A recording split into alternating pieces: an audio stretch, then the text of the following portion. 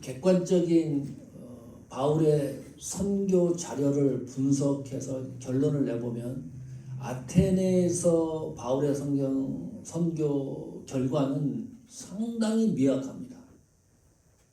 부족한 부분이 있을 정도로 구멍이 숭덩숭덩 뚫린 그런 느낌을 받습니다. 그렇다고 선교가 실패했느냐 성공했느냐 그런 걸 따지는 것은 아닙니다. 복음을 전하는 일에 있어서 실패는 존재하지 않기 때문입니다. 이 아테네 선교를 마무리하고 바울은 고린도로 입성합니다. 혼자 들어가요. 여기도 이상합니다. 바울이 선교지를 새로운 곳으로 이동할 때는 반드시 이유를 성경이 기록을 하는데 이유와 원인을 모릅니다. 성경이 침묵을 하고 있고 바울도 이야기하지 않습니다. 고린도로 들어간 바울은 새로운 선교지에 들어가면 잘 알죠. 유대인 회당을 찾아갑니다. 복음을 전합니다. 유대인 회당에서 복음 전하는 것이 막히면 그것이 힘들어지면 길가에 가서 복음을 전하고 그것도 힘들어지면 사람을 찾아가면서 복음을 전했습니다. 어찌된 일인지 고린도로 들어간 바울의 행적 첫 번째 성경 기록이 잡을 찾는 일이었습니다. 먹고 사는 문제를 해결하기 위해서 이 바울이 파트타임 잡을 찾습니다. 바울의 뒷모습을 흔히 시선을 고정해 보면 지쳐있는 것 같다. 바울이 좀 외로운 것 같다. 사역에 있어서 고초를 겪고 있는 것 같다. 한 번도 이런 일이 없었는데 바울이 얼마나 강력한 능동적으로 복음을 전했습니까? 그전에는 그런 모습이 전혀 보이지가 않는 거예요. 고린도로 들어간 바울의 뒷모습을 보면. 자, 그런데 그 고린도에서 바울이 아굴라 부부를 만납니다. 좋지 않은 환경에서 만납니다. 좋지 않은 조건에서 아굴라 부부를 만납니다. 바울도 심에 겨웠을 때 만나는 것입니다. 이 아굴라 부부도 글라우디오 황제의 추방 명령을 받고 고린도로 들어와서 바울을 만납니다. 이 글라우디오 황제로부터 추방 명령 받고 고린도로 내려온 아굴라 부부를 통해서 바울의 사역이 회상이 돼요. 위로를 받고 힘을 얻고 바울 사역의 후반기가 완성이 됩니다. 그리고 로마를 향하여 복음을 전해야 되겠다고 하는 비전을 꿈을 꿉니다. 이 만남을 통해서. 풍성한 조건 가운데 만난 게 아니고 두 사람, 이 부부와 바울이 열악한 환경과 조건에서 만났는데 하나님은 하나님의 역사를 계획하고 준비하고 그것을 완성시켜 나가는 그 후의 장면을 목격합니다. 바울은 이 아굴라 부부를 어떻게 표현을 하느냐? 이 아굴라 부부는 나의 동력자라. 이렇게 말을 해요. 동력자라고 하는 뜻이 뭔가요? 아주 우리가 쉽게 얘기를 하죠. 많이 얘기합니다. 우리는 동력자들입니다. 이렇게 얘기를 하는데 사전적 의미는 너무 단순합니다. 어떤 일을 함께 하는 사람이 동력자입니다. 그러면 성경적인 동력자라고 하는 뜻은 뭔가요? 어떻게 말씀을 하겠습니까? 이 질문에 대해서. 성경이 말하는 동력자는 어떤 의미입니까? 하나님의 일을 함께하는 사람. 그것도 많이 들어보셨죠? 동력자예요. 반은 맞는데 반은 완성된 문장이 아닙니다. 본질적으로 성경이 말하는 동력자라고 하는 의미를 확인을 좀 하고 이 바울과 동력자의 관계를 살펴봐야 될 것 같습니다. 고린도 교회를 바울이 세우고 에베소로 떠나요. 에베소에서 바울이 고린도 교회 소식을 들어요. 보통 교회가 문제가 생긴 게 아니에요.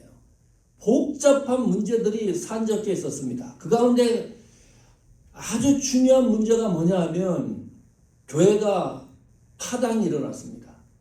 내파, 저파, 목사파, 장로파, 집사파, 바울파, 아볼로파. 아볼로가 고린도 교회의 초대 목회자였지 않습니까?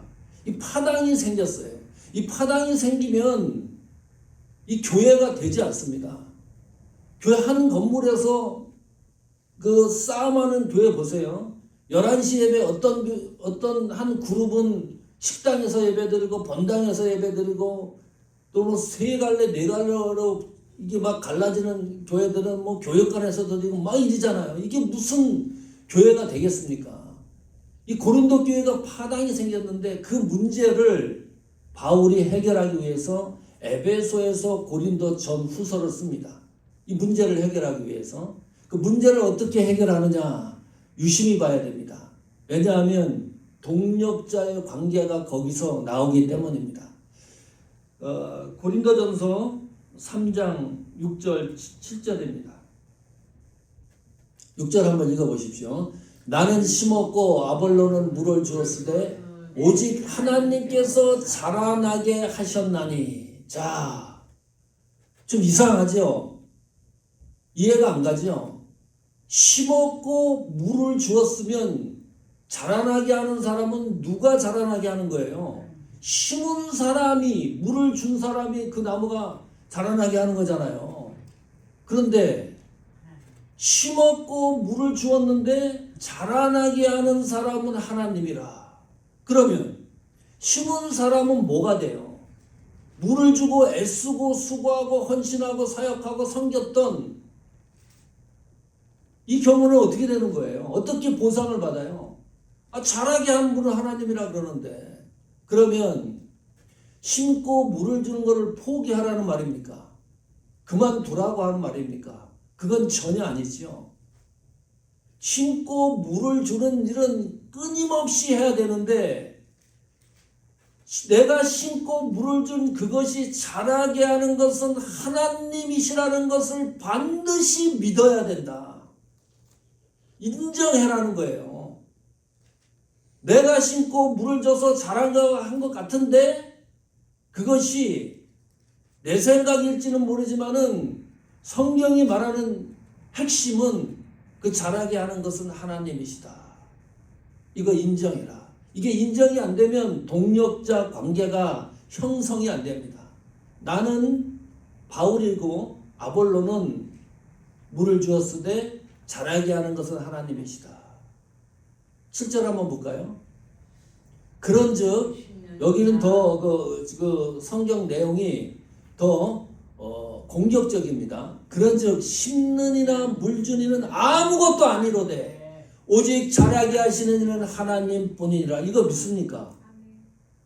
내가 열심히 심고 열심히 물을 주고 열심히 헌신하고 열심히 사역을 했는데 나는 아무것도 아니다. 이런 적 있습니까? 최선을 다해서 하나님 앞에 몽땅 헌신을 했는데 내가 이렇게 고백을 하는 거예요. 내가 그렇게 한 일은 아무것도 아닙니다. 자라게 하시는 분은 하나님이시다. 하나님 앞에 얼마나 많은 일을 합니까? 봉사하고 헌신하고 11조 또 성교지 방문을 하고 가난한 사람 이웃도 돌고 온갖 하나님을 위해서 일평생 섬기고 애를 썼는데 결론이 뭐냐? 자라게 하시는 이는 하나님뿐이라. 이게 인정이 안 되면요 동력자라고 하는 단어를 이해를 하지 못합니다. 무슨 말입니까? 하나님의 사람은 누가 만드는 거예요? 하나님이 하시는 일입니다. 우리는 하나님 앞에 헌신하고 사역하고 섬기고 봉사하는 일에 어디까지 생각을 하느냐? 자라게 하는 것까지 생각을 하니까 골치가 아픈 거예요. 마음의 상처를 받고 기분이 나쁘고. 지금 고린도전서 3장 6, 7절이 그 말씀하는 거 아닙니까? 오직 자라게 하는 분은 하나님이다. 자라게 하시는 분은 하나님의 절대 주권을 직분자들은 사역을 감당하는 사람들은 인정해라. 이것이 인정이 안 되면 동역자라고 하는 이 단어를 이해하지 못한다. 자, 3장 9절 보십시오. 고린도전서. 그래서 이렇게 나옵니다. 같이 읽으십시오. 우리는 하나님의 동역자들이요 너희는 하나님의 밭이요 하나님의 집이니라. 자, 이게 성경이 이렇게 얘기합니다. 하나님의 동역자들이요. 우리는 누굽니까? 바울과 아볼로입니다. 너희는 누구예요? 고린도 교회 성도들입니다. 아볼로와 바울파가 막 형성이 돼서 교회가 복잡하잖아요. 정리를 하는 겁니다. 심고 물을 주고 이건 아무것도 아니고 우리는 하나님의 동역자들이다. 왜 다투냐?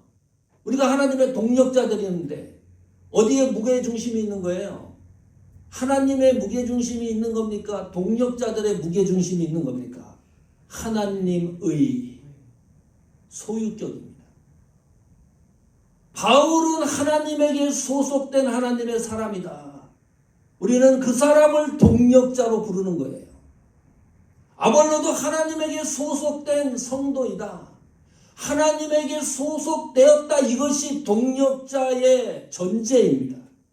하나님에게 소속되지 않는 사람은 하나님의 동역자가 될 수가 없어요. 무시무시한 말이죠. 하나님에게 소속되지 않는 사람은요, 하나님의 동역자로 표현할 수가 없는 거예요.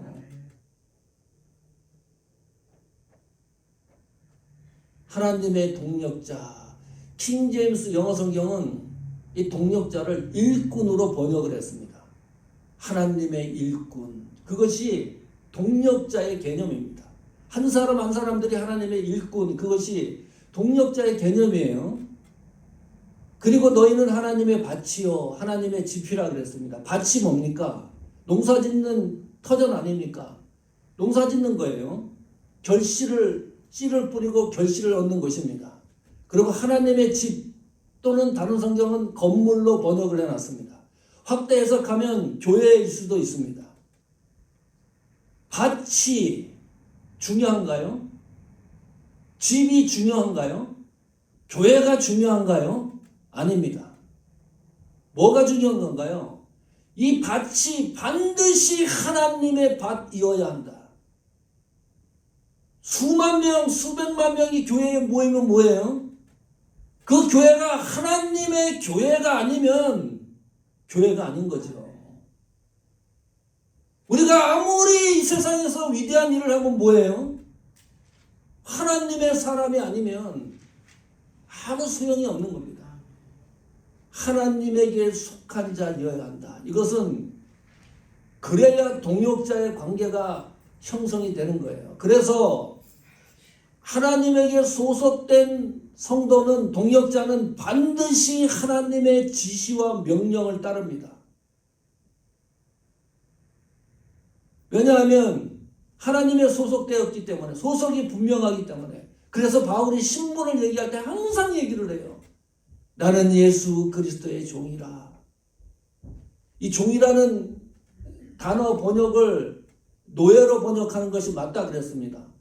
이 노예로 번역을 하려고 그러니까 심장이 뛰잖아요. 사람들 누가 좋아해요? 예수님의 노예라 그러는 걸.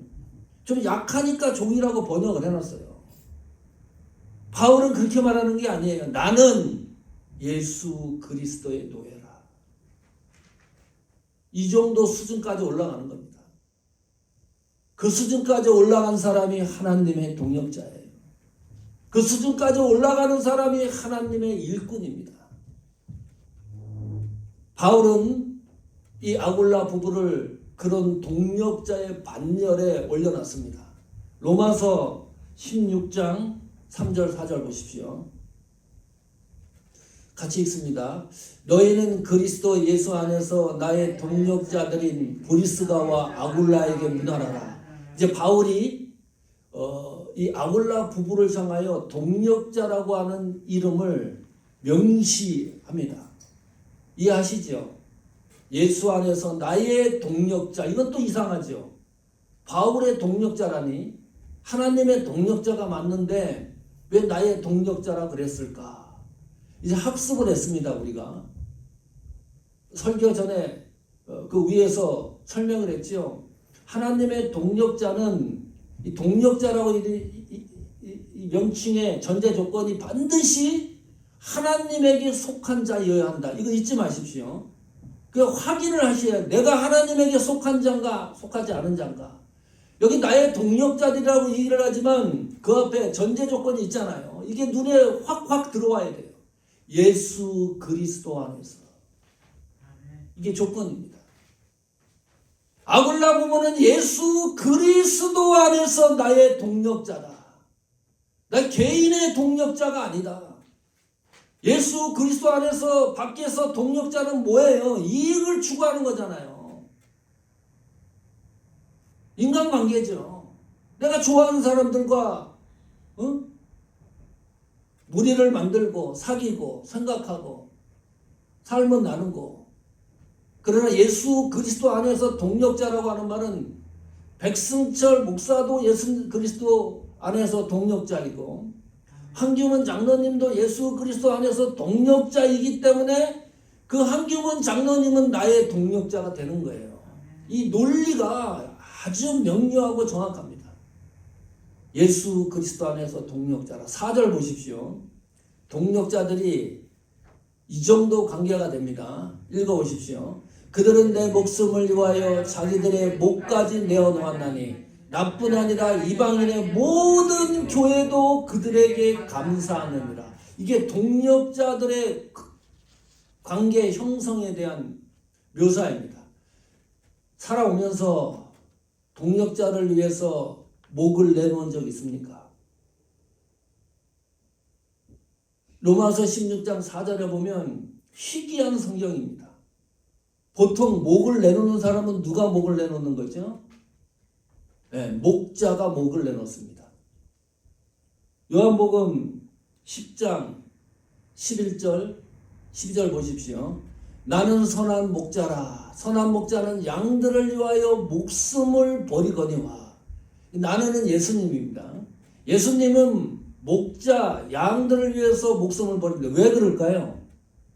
왜 예수님은 양들을 위해 목숨을 버리는 건가요? 이유가 뭘까요? 그 양이 예수님의 양이기 때문입니다. 관계가 있기 때문에 예수님이 목숨을 버리는 거예요. 내가 예수님의 자녀이기 때문에 예수님이 나를 위하여 구속에 이 땅에 오셔가지고 구속을 완성하시는 거 아닙니까? 이거는 목자뿐만이 아니고 직분자, 목회자의 자세도 이와 같아야 된다. 목사는 나에게 맡겨진 양들을 위하여 목숨을 거는 사람입니다. 아무것도 이상할 게 없어요. 당연히 이래야 되는 거예요. 왜요? 이 양들이 내 양이 아니기 때문입니다. 김지영 집사님이 내 양이 아니에요. 하나님의 사람이에요. 진우수 집사님이 하나님의 사람이에요. 하나님의 자녀이기 때문에 목회자는 목숨을 거는 거예요. 내 양이 아니기 때문에. 만약에 내 양이라 그러면 사고 팔고 이익을 얻고 잡아먹고 몸보신 하잖아요. 얼마든지 내 마음대로 할 수 있잖아요. 그런데 성도가 한 사람 한 사람이 하나님의 자녀이기 때문에 함부로 못하는 거예요. 성도를 위하여 목숨을 거는 거 아닙니까? 이것이 직분자의 자세입니다. 이 목사만의 자세가 아니고 직분자는 적어도 이런 마음이 있어야 되는 거죠. 나는 선한 목자라. 12절 보십시오. 싹구는 나오죠. 목자가 아니요. 양도 제 양이 아니라. 보세요. 성경이 이렇게 논리적이고 합리적입니다. 그러니까 이리가 오는 것을 보면 양을 버리고 도망갑니다. 이리가 양을 물고 가도 또 해쳐도 관계가 없어요. 내 양이 아니니까. 버리는 겁니다. 이익이 있으면 취하고.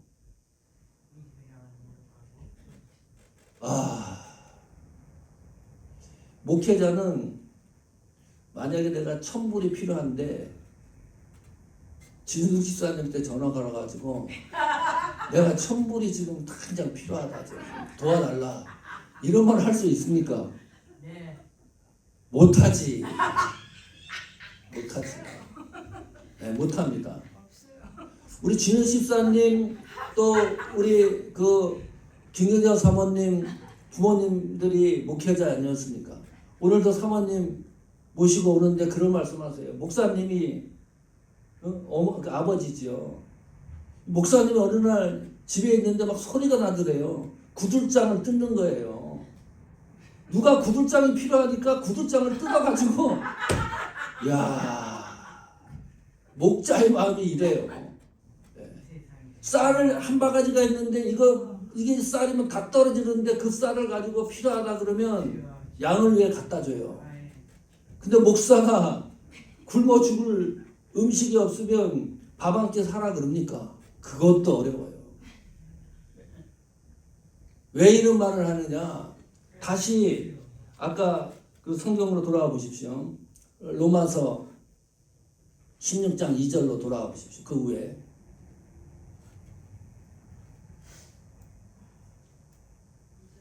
로마서 16장 2절.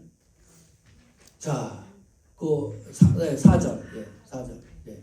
자, 여기 보세요. 이게 특이하다는 거예요. 그래서 목자는 그럴 수도 있다. 양을 위해서 뭐 이거는 당연한 거예요. 그런 뭐 예화가 얼마나 많이 있으니까. 예. 그냥 없으면 목자는 그냥 뭐 금식을 하든지 뭐 죽든지 뭐 그러는 거예요. 방법이 없어요. 목자는 양을 위해서 목숨을 버리는 그 당연성이 있는데 양이 목자를 위해서 목숨을 버리는 경우는 너무 희귀한 겁니다. 이거는. 그 일을 누가 하고 있느냐? 아굴라 부부가 하고 있는 거예요. 목까지 내놨다. 에베소 지역에까지 바울과 이동하지 않습니까? 이 아굴라 부부가. 에베소 지역에서 엄청난 시련을 겪어요. 이 바울이. 우상 제작하는 사람들한테 공격을 당합니다. 위협을 느낍니다. 아마도 신학자들이 얘기를 합니다. 그때 아굴라 부부가 목숨을 내놓고 바울을 지켰을 것이다. 희귀하죠. 그런데 더 희귀한 것은 나뿐만이 아니라 이방인의 모든 교회도 그들에게 감사하느니라. 무슨 말입니까? 아굴라 부부의 영향권이 한 교회에 자기 교회에만 머물러 있는 것이 아니라 사방 교회에 영향력을 미친 거예요. 이런 아굴라 부부와 같은 사역이 되기를 축원합니다. 교회 사람들에게 이 교회 공동체에게 무엇을 주는 겁니까? 하나님에게 감사할 조건을 만들어 주는 겁니다. 그냥 교회도 아굴라 부부에게 감사한다는 말은 하나님에게 감사했다는 것과 동의어입니다. 이게 그렇지 않으니까. 그리스도 안에서 이런 일들을 했던 부부니까. 우리 사모하는 교회도 다른 교회에 또 영향력을 줘가지고 이 하나님의 감동을 선물하는 교회, 예수님의 감동을 선물하는 교회, 하나님의 감동을 선물하고 예수님의 감동을 선물하는 집사님, 장로님, 권사님, 사모님, 교회 안에서도 지체 안에서도 얼마나 멋진 풍경입니까? 이것이 동역자의 관계입니다. 동역자라는 것이 아주 특별한 것이 아닙니다. 저는 그런 생각을 해요. 왜 이 대형교회 수천 명 모이고 수만 명 모이는 대형교회 보면 집회하잖아요. 신년초에도 집회를 하고 부흥회도 하면 우리가 익히 알만한 목사님들을 초빙을 합니다. 세계적으로 유명한 목사님들을 다 초빙을 합니다. 그런 생각을 간혹가다 해요. 왜 이 대형교회는 이름도 빛도 없는 목사님들을 모셔다가 신년 부흥회 같은 거 이런 걸 왜 안 할까? 나는 우리 교회가 좀 커지면 꼭 그렇게 하고 싶어요. 정말 열심히 이 지구촌에서 외곽지대에서 사역하는 목사님들 모셔다가 왜 그런지 압니까? 하나님은 공의의 하나님이에요. 대형교회 목사님도 대학 4년, 대학원 3년, 또 인턴과정 2년에서 10년 정도 돼서 목사 안수 받고 목회한 거거든요. 그러면 시골 저 변들이 이름도 없는 곳에서 목회하는 목사님은 1년 안수 받고 목회합니까? 그 목사님들도 10년 동안 공부하고 애써서 목사 안수 받고 목회하는 거예요. 메시지가 틀립니까? 대형교회 목사님은 대단하고 시골교회 목사님 메시지는 아무것도 아닙니까? 아니죠. 하나님이 그렇게 편협한 분은 아니다. 이 하나님에게 감동을 주는 이 일이 우리 교회가 할 일이고 우리 교회 성도들이 해야 될 일입니다. 방송국도 마찬가지예요. 누가 좀 들었으면 좋겠어요. TV 기독교 방송국, 라디오 방송국 10시 11시 넘어가면 뭐 재방송하대요. 뭐 영어 막 나오고. 그러면 지금 빛도 이름도 없는 목사님 설교를 좀 받아가지고 그것을 송출해줘서 좀 듣고 그러면 얼마나 좋을까. 별 생각을 다 해보는 거예요. 이 동력자 관계를 오늘 말씀을 생각을 하니까 이 아굴라 부부에 대해서 누가 얘기를 하는 거예요? 바울이 증언을 서주는 거예요. 아굴라 부부는 단 한마디도 얘기한 적이 없어요. 방송에 나와서 간증한 적도 없어요. 책을 낸 적도 없어요. 그 사실을 누가 얘기하느냐? 바울이 증언을 해주고 있어요. 이 사람은 나의 동역자다. 그래서 동역자는 약한 것을 채워주는 것이 동역자의 관계입니다. 고린도후서 10장 10절 보십시오. 고린도서 10장 10절입니다. 같이 읽습니다. 그들의 말이 그의 편지들은 무게가 있고 힘이 있으나 그가 몸으로 대할 때는 악하고 그 말도 시원하지 않다 하니 무슨 말인지 이해가셨습니까? 이해가 잘 안 가죠? 현대인의 성경을 번역을 이렇게 놨어요. 어떤 사람들이 내 편지는 무게가 있고 힘이 있는데 직접 대해보면 볼품이 없고 말도 시원치 않다고 말합니다. 이게 바울입니다. 바울하면 약점이 없을 것 같은데 약점이 보통 있는 게 아닙니다. 편지 글은 잘 써요. 그 모든 사람이 인정을 해요. 그래서 편지들은 무게감이 있고 힘이 있다. 이건 바울의 장점인데 바울을 직접 만나본 사람들 보면 너무 약해 보이고 볼품이 없는 거예요. 평균 이하의 외모도 갖고 있는 겁니다. 신체도 별 볼 일 없는 거예요. 꺼부성하고 잘생긴 것도 아니고 이 편지만 보고서는 이 대단한 사람일 걸 생각을 했는데 외모로 풍기는 것이 너무 약하고 볼품이 없다. 게다가요 말도 시원하지 않다. 선교사가 말을 어눌하면 어떻게 하는 겁니까? 도대체 복음을 전하는데 그런 약점을 갖고 있어요. 얼마나 복음 전하는 이 말이 어눌한지 하루는 유독 오라가는 청년이 다락방에서 복음을 듣다가 꽉 차 있었습니다. 빈틈없이. 얼마나 복음 전하는 메시지가 재미가 없고 흥미가 없었으면 거기서 졸다가 떨어져서 죽었어요. 바울이 복음을 전하는데 그 말을 하는 거예요. 말도 시원치 않는 이런 바울이 하나님이 사용하지 않습니까? 그런데 바울이 또 살려냅니다. 저도 말이 굉장히 어눌한 사람입니다.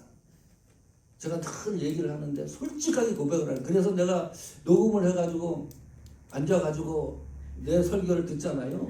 그러면 위에서 와이프가 왜 내 설교를 내가 듣느냐 그렇게.